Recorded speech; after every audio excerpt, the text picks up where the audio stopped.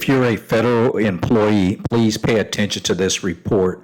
Trump is now stating that he may not provide back pay to federal employees who have been furloughed. He's also threatening to fire many workers as well. Pay attention to the update here.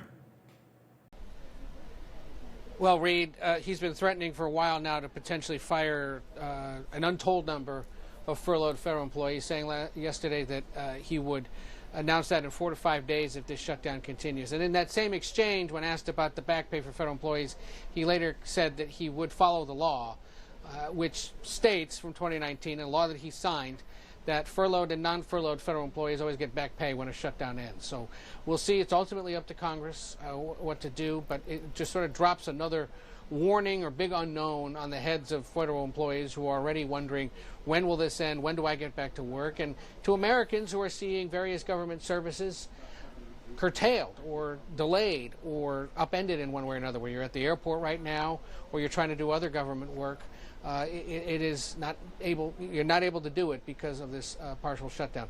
But the push to potentially reduce the size and scope of the federal government, it's been something he's talked about since his campaign, right. Something that his White House budget director, Russ Vought, has spent years warning would happen should a Republican get elected president. And so here they are now putting together plans to potentially fire thousands of federal employees out of offices, programs, agencies that are not considered priorities of this administration.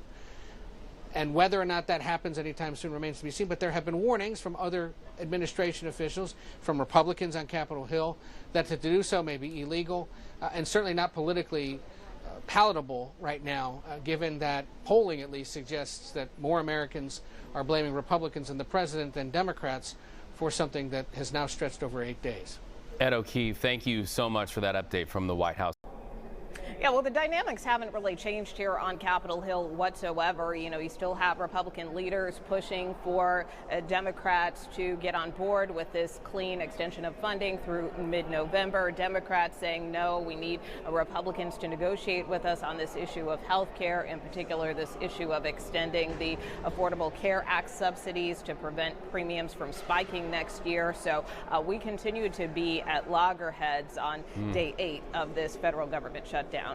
Well, we're also thinking about our military members, and we know they're looking at a deadline coming up soon to get paid. Is there any chance that Congress would approve emergency funding to keep paying our troops? Well, look, I mean, there's a lot of concern all around about federal workers as a whole not getting paid, troops not getting paid, air traffic controllers not getting paid. I mean, look, this was something that has been raised, was raised with the speaker yesterday, who at one point said it was something that he was potentially openly considering. But then today he suggested that the better path forward would be for this continuing resolution, this clean extension of funding to be approved, which is something that Leader John Thune also acknowledged yesterday when he was side by side with the speaker. That being said, we do know that there is support and some legislation that's been floating in both chambers, perhaps to support paying the troops due to this funding lapse. But whether or not it will ultimately be brought up on the Senate floor or the House floor remains to be seen. Nicole Killian, CBS News.